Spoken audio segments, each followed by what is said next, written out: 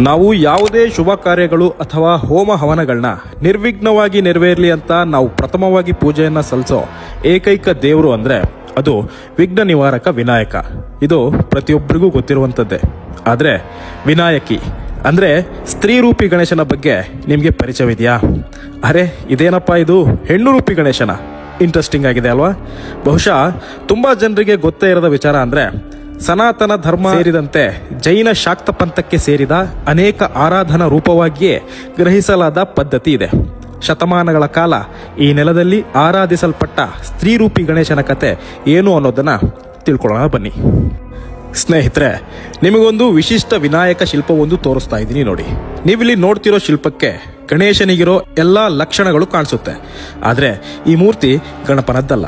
ವಿನಾಯಕನಂತೆ ಹೀಗೆ ಸಿದ್ಧಾಸನದಲ್ಲಿ ಕುಳಿತಿರುವ ಈ ಶಿಲ್ಪವನ್ನ ವಿನಾಯಕಿ ಅಂತ ಕರೆಯಲ್ಪಡುತ್ತೆ.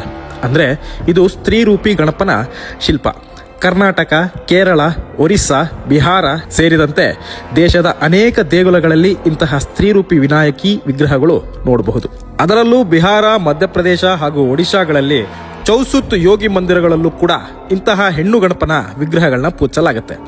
ಉತ್ತರ ಕನ್ನಡದ ಚಿತ್ರಾಪುರ ಮಠದಲ್ಲೂ ಕೂಡ ಪಂಚಲೋಹದ ಸುಂದರವಾದ ವಿನಾಯಕಿ ವಿಗ್ರಹವಿದೆ ಅನ್ನೋದು ವಿಶೇಷ.